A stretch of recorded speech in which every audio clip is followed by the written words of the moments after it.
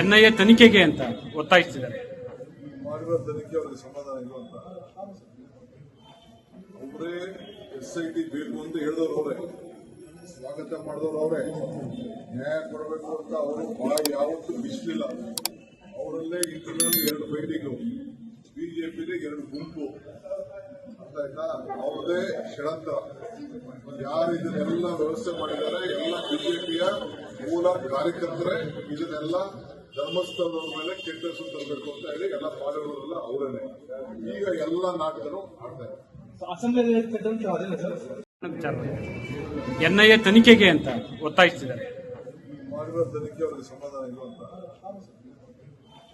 ಅವರೇ SIT ಬೇಕು ಅಂತ ಹೇಳಿದವರು ಅವರೇ, ಸ್ವಾಗತ ಮಾಡಿದವರು ಅವರೇ, ನ್ಯಾಯ ಕೊಡಬೇಕು ಅಂತ ಅವರು ಬಾಯಿ ಯಾವತ್ತೂ ಬಿಚ್ಚಲಿಲ್ಲ.